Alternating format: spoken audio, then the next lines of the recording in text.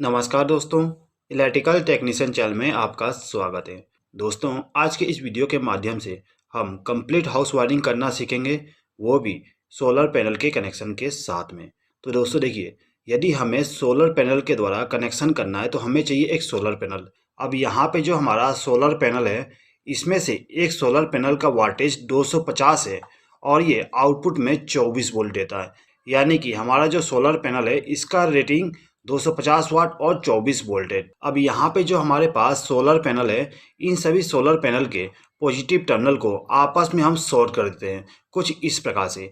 यानी कि ये जो हमारा पहला सोलर पैनल है इसका जो पॉजिटिव टर्मिनल है, उसके बाद ये जो हमारा दूसरा सोलर पैनल है इसके पॉजिटिव टर्मिनल के साथ कनेक्ट कर देंगे। इसी प्रकार से तीसरे के साथ और चौथे के साथ कनेक्शन कर देंगे। अब जिस प्रकार से यहाँ पर हमने पॉजिटिव टर्मिनल को आपस में कनेक्ट कर दिया, उसी प्रकार से नेगेटिव टर्मिनल को भी हम कनेक्ट कर देंगे।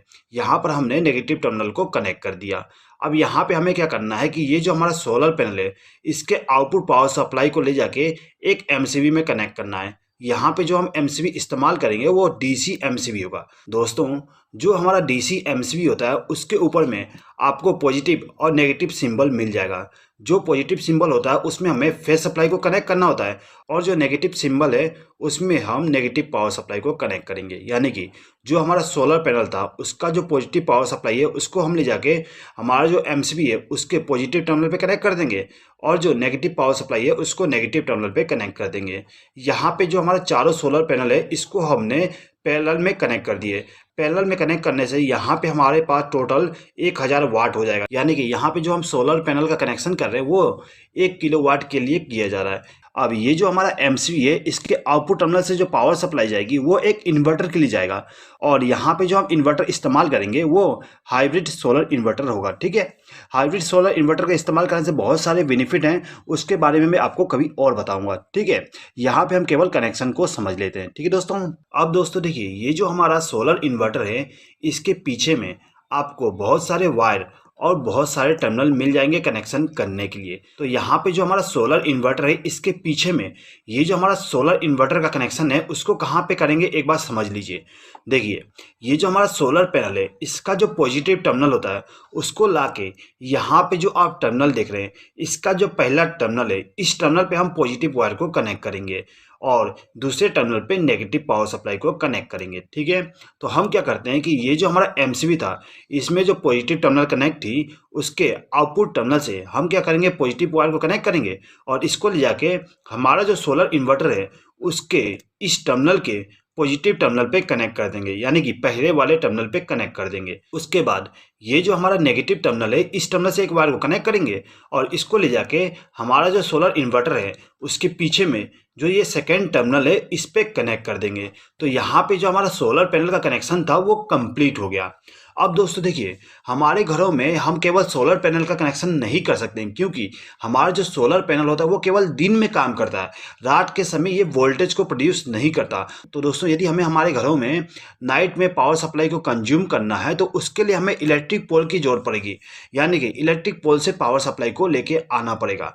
तो यहाँ पे हमारे पास एक इलेक्ट्रिक पोल है जिसमें से हमें पावर सप्लाई को लेके आना है। अब जो हमारा इलेक्ट्रिक पोल होता है वहां से पावर सप्लाई जो आती है वो सीधे ही एनर्जी मीटर में चली जाती है। अब दोस्तों देखिए, यहाँ पे जो आप एनर्जी मीटर इस्तेमाल करोगे वो बाई डायरेक्शनल एनर्जी मीटर होगा। इसके नाम से ही आपको मालूम चल गया होगा कि ये जो एनर्जी मीटर है वो दोनों तरफ से काम करेगा।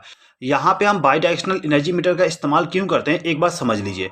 देखिए दोस्तों, यहाँ पर आपने 4 सोलर पैनल का इस्तेमाल किए, यानी कि कुल 1000 वाट आप बिजली पैदा करने के लिए सोलर पैनल का कनेक्शन किए हैं। ठीक है, अब मान लीजिए कि आपके घर का लोड जो है वो 500 वाट है और आपका जो सोलर पैनल है वो 1000 वाट बिजली को पैदा कर रहा है। तो आपके घर में जो इलेक्ट्रिक पावर सप्लाई कंज्यूम हो रहा है वो टोटल 500 वाट हो रहा है।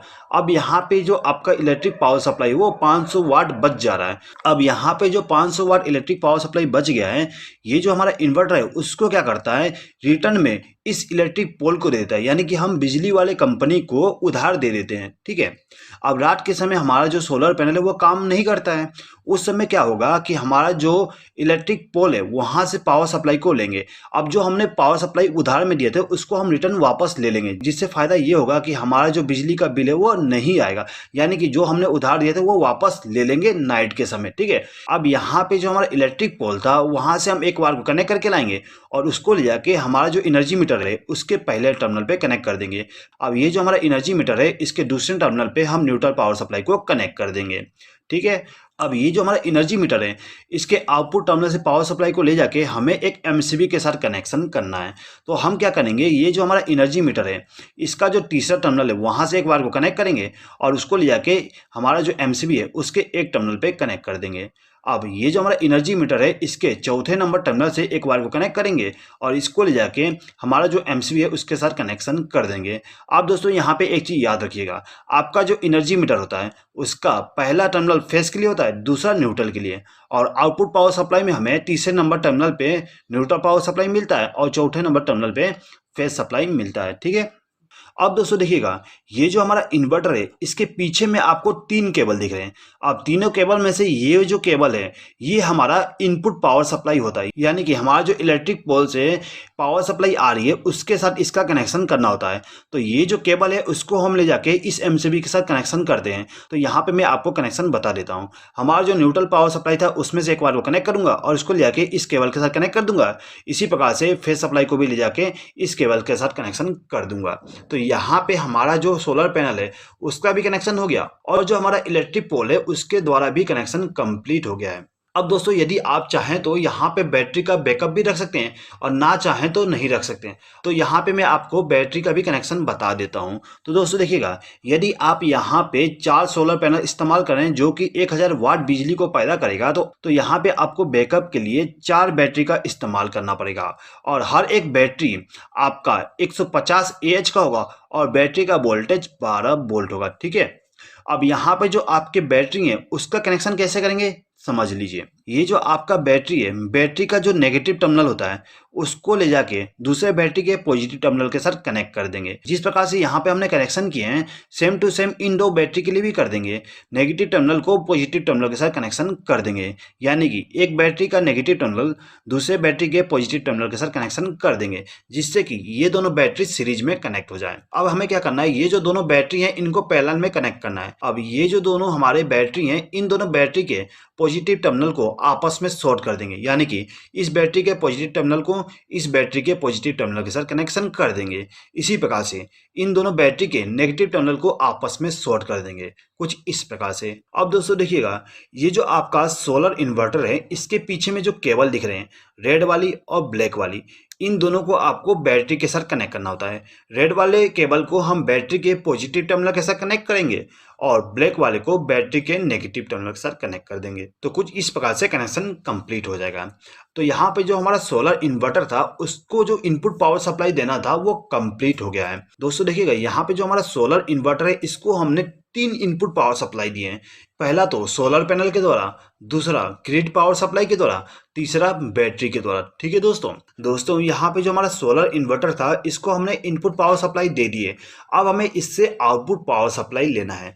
तो आउटपुट पावर सप्लाई हमें ये जो हमारा सोलर पैनल है इसके इस सॉकेट के द्वारा मिलता है, यानी कि हम क्या करेंगे, यहाँ पे एक प्लग टॉप का इस्तेमाल करेंगे और प्लग टॉप को इसमें कनेक्ट करके हम आउटपुट पावर सप्लाई को लेते हैं। अब दोस्तों देखिएगा, यहाँ पे हमें हमारे घर का वायरिंग करना है। तो हमारे घर के वायरिंग करने के लिए हमें 2 चीज जरूर इस्तेमाल करना होता है।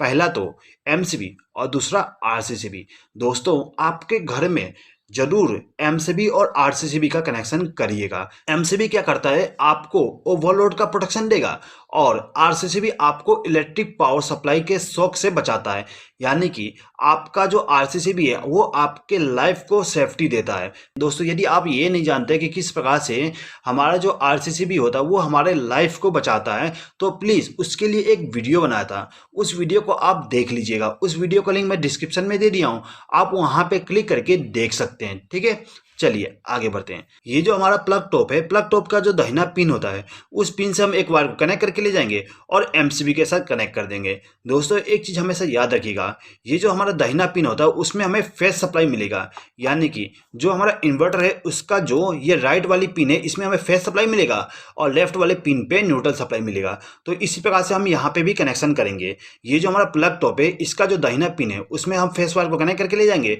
और जो हमारा एमसीबी है उसके एक टर्मिनल पे कनेक्ट कर देंगे। इसी प्रकार से ये जो दूसरा पिन है उसमें से हम न्यूट्रल सप्लाई को कनेक्ट करके ले जाएंगे और जो हमारा एमसीबी है उसके दूसरे टर्मिनल पे कनेक्ट कर देंगे। अब ये जो हमारा एमसीबी है इसमें से एक वायर को कनेक्ट करके हमारा जो आरसीसीबी है उसको इनपुट पावर सप्लाई दे देते हैं। अब दोस्तों देखिएगा, हमारा जो आरसीसीबी है वहाँ से हम पावर सप्लाई को अलग अलग रूम के लिए डिस्ट्रीब्यूट कर देंगे। तो दोस्तों यहाँ पे हम 4 एमसीबी का इस्तेमाल करते हैं, चारों एमसीबी हम अलग अलग रूम के लिए इस्तेमाल करेंगे। अब हमें क्या करना है कि ये जो हमारा आरसीसीबी है इसके आउटपुट टर्मिनल से एक वायर को कनेक्ट करके ले आएंगे और सभी एमसीबी को फेज सप्लाई के साथ कनेक्शन कर देंगे।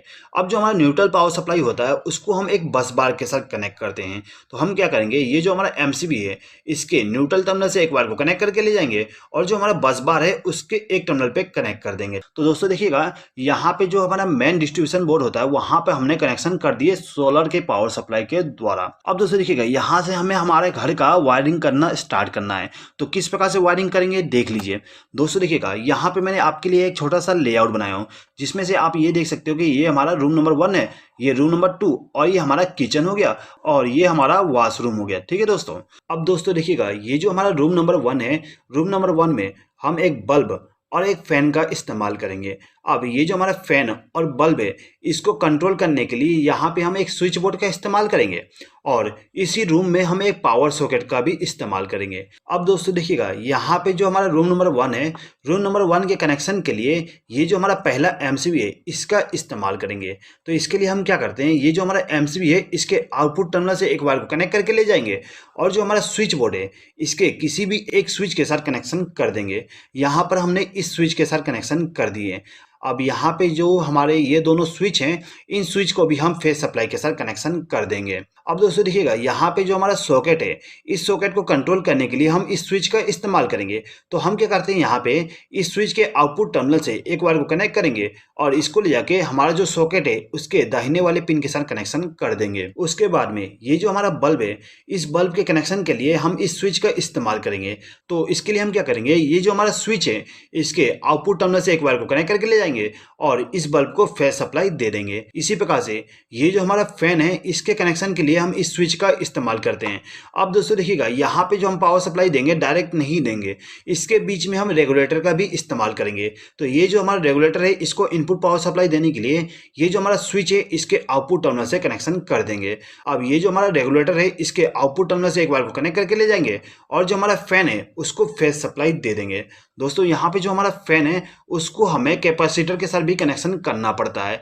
दोस्तों यदि आप ये नहीं जानते कि किस प्रकार से हम फैन का कनेक्शन करते हैं तो उसके लिए मैंने एक वीडियो बनाया हूँ। उस वीडियो में मैंने बहुत ही अच्छे तरीके से एक्सप्लेन किया हूँ कि हम किस प्रकार से फैन का कनेक्शन करते हैं। तो उस वीडियो को आप देख सकते हैं, उस वीडियो का लिंक मैं डिस्क्रिप्शन में दे दिया हूँ, आप वहाँ पे क्लिक करके देख सकते हैं। ठीक है दोस्तों, चलिए आगे बढ़ते हैं। तो अब दोस्तों देखिएगा, ये जो हमारा रूम नंबर 1 है इस रूम नंबर 1 में हम एक पावर सॉकेट का भी इस्तेमाल कर रहे हैं। तो ये जो हमारा पावर सॉकेट है इस पावर सॉकेट को पावर सप्लाई के लिए हम इसी एमसीबी का इस्तेमाल नहीं करेंगे। पावर सॉकेट के लिए हम अलग से एमसीबी का इस्तेमाल करेंगे, यानी कि ये जो हमारा 4 नंबर का एमसीबी है इस एमसीबी का इस्तेमाल हम पावर सप्लाई के लिए करेंगे, यानी कि हमारा जो हैवी लोड होता है उसके लिए इस एमसीबी का इस्तेमाल करेंगे। तो यहाँ पे हम क्या करेंगे, ये जो हमारा एमसीबी है इसके आउटपुट टर्मिनल से वायर को कनेक्ट करके ले जाएंगे और ये जो हमारा स्विच बोर्ड है इसमें फेज सप्लाई को कनेक्ट कर देंगे, यानी कि इस स्विच के साथ कनेक्शन कर देंगे। अब ये जो हमारा प्लग टॉप है इसके दाहिने पिन पे हमें फेज सप्लाई देना होता है। तो इसके लिए हम क्या करते हैं, ये जो हमारा स्विच है इसके आउटपुट टर्मिनल से वायर को कनेक्ट करके ले जाएंगे और इस पिन के साथ कनेक्शन कर देंगे। यहाँ पे जो हमारा रूम नंबर 1 है, रूम नंबर 1 में हमने फेज सप्लाई का कनेक्शन कर दिए। अब हमें यहाँ पे न्यूट्रल सप्लाई का कनेक्शन करना है। तो न्यूट्रल सप्लाई के कनेक्शन के लिए हम क्या करेंगे, ये जो हमारा न्यूट्रल बस बार है, न्यूट्रल बस बार से हम एक वायर को कनेक्ट करके ले जाएंगे और जो हमारा स्विच बोर्ड है इसके इस पिन के साथ कनेक्शन कर देंगे, यानी कि ये जो हमारा सॉकेट है इसका जो लेफ्ट हैंड वाली पिन है उसके साथ कनेक्शन कर देंगे। अब दोस्तों देखिए यहाँ पे जो हमारा पावर सॉकेट है इसमें भी हमें न्यूट्रल सप्लाई देना है, तो इसके लिए हम क्या करते हैं यहाँ से एक वायर को लूप करके ले जाएंगे और ये जो हमारा पावर सॉकेट है इसके जो लेफ्ट पिन है उसमें हम न्यूट्रल सप्लाई को कनेक्शन कर देंगे। अब दोस्तों देखिएगा यहाँ पे जो हमारा फैन है इसको भी न्यूट्रल सप्लाई चाहिए, तो इसके लिए हम क्या करेंगे यहाँ से एक वायर को लूप करेंगे और फैन को न्यूट्रल सप्लाई दे देंगे। इसी प्रकार से बल्ब को भी न्यूट्रल पावर सप्लाई दे देंगे। अब दोस्तों देखिएगा ये जो हमारा पावर सॉकेट है, पावर सॉकेट में एक मोटा वाला पिन होता है, इस मोटे वाले पिन पे हमें अर्थिंग का कनेक्शन करना होता है। तो इसके लिए हम क्या करेंगे हमारा जो अर्थिंग होता है उसमें से एक वायर को कनेक्ट करके लाएंगे और इसको ले जाके सीधे ही हमारा जो मोटा वाला पिन है यानी कि हमारा जो प्लग टॉप है यानी कि हमारा जो सॉकेट है उसका जो मोटा वाला पिन है उसमें हम कनेक्शन कर देंगे। दोस्तों यदि आप ये नहीं जानते कि अर्थिंग क्या होती है और हम कनेक्शन क्यों करते हैं तो उसके लिए वीडियो बनाया गया है, उसको आप देख सकते हैं, उसका भी लिंक डिस्क्रिप्शन में दिया गया है। ठीक है दोस्तों, चलिए आगे बढ़ते हैं। अब देखिए यहाँ पे जो हमारा ये वाला सॉकेट है इसमें भी मोटा वाला पिन है, इस मोटे वाले पिन को भी हमें अर्थिंग के साथ कनेक्शन करना है। तो इसके लिए हम क्या करेंगे यहाँ से एक वायर को लूप करके ले जाएंगे और इसको सीधे ही ले जाके इस मोटे वाले पिन के साथ कनेक्शन कर देंगे। अब दोस्तों देखिए ये जो हमारा किचन है इस किचन में हम एक बल्ब और एक फैन का इस्तेमाल करेंगे और ये जो हमारा बल्ब और फैन है इसको कंट्रोल करने के लिए एक स्विच बोर्ड का इस्तेमाल करेंगे और एक पावर सॉकेट का इस्तेमाल करेंगे हैवी लोड को कनेक्ट करने के लिए। ठीक है, तो यहाँ पे जो हमारा किचन है इसमें पावर सप्लाई ले जाने के लिए ये जो हमारा सेकंड एमसीबी है इसका इस्तेमाल करेंगे। तो ये जो हमारा एमसीबी है इसके आउटपुट टर्मिनल से वायर को कनेक्ट करके ले जाएंगे और ये जो हमारा स्विच बोर्ड है इसके किसी भी एक स्विच के साथ कनेक्शन कंप्लीट कर देंगे। ठीक है, यानी कि कनेक्शन कर देंगे। अब ये जो दोनों स्विच हैं इसको भी हमें फेस सप्लाई देना होता है, तो हम क्या करेंगे यहाँ से वायर को लूप करके फेस सप्लाई दे देंगे। अब देखिए ये जो हमारा सॉकेट है इसको कंट्रोल करने के लिए इस स्विच का इस्तेमाल करेंगे। तो इसके लिए हम क्या करते हैं इसके आउटपुट टर्मिनल से एक वायर को कनेक्ट करके ले जाएंगे और जो हमारा सॉकेट है उसके पिन के साथ कनेक्शन कंप्लीट कर देंगे। अब ये जो हमारा स्विच है इसका इस्तेमाल हम इस बल्ब के लिए करेंगे, तो इस स्विच के आउटपुट टर्मिनल से वायर को कनेक्ट करके ले जाएंगे और जो हमारा बल्ब है उसको फेस सप्लाई दे देंगे। अब ये जो हमारा फैन है इसको कंट्रोल करने के लिए इस स्विच का इस्तेमाल करना पड़ेगा और इसके बीच में हम रेगुलेटर का भी कनेक्शन करेंगे। तो यहाँ पे हम क्या करेंगे ये जो हमारा स्विच है इसके आउटपुट टर्मिनल से एक वायर को कनेक्ट करेंगे और जो हमारा रेगुलेटर है उसको फेस सप्लाई दे देंगे।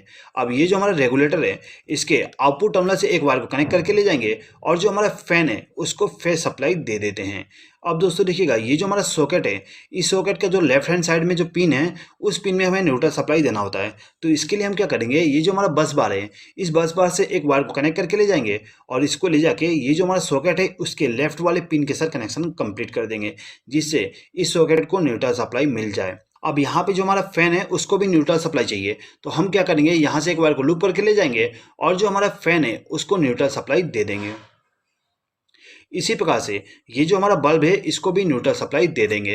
अब देखिए दोस्तों यहाँ पे जो हमारा वॉशरूम है वॉशरूम में हम एक बल्ब का इस्तेमाल करेंगे और इस बल्ब को कंट्रोल करने के लिए केवल एक स्विच का इस्तेमाल करते हैं। अब देखिए ये जो हमारा स्विच है इस स्विच को पावर सप्लाई देने के लिए हम क्या करेंगे यहाँ से एक वायर को लूप करके ले जाएंगे और इस स्विच को इनपुट पावर सप्लाई दे देंगे। अब इस स्विच के आउटपुट टर्मिनल से एक वायर को कनेक्ट करेंगे और इसको ले जाके बल्ब को फेस सप्लाई दे देते हैं। अब ये जो हमारा बल्ब है इसको न्यूट्रल सप्लाई देने के लिए यहाँ से एक वायर को लूप करके ले जाएंगे और इस बल्ब को न्यूट्रल सप्लाई दे देंगे। अब आते हैं दोस्तों इस पावर सॉकेट पे।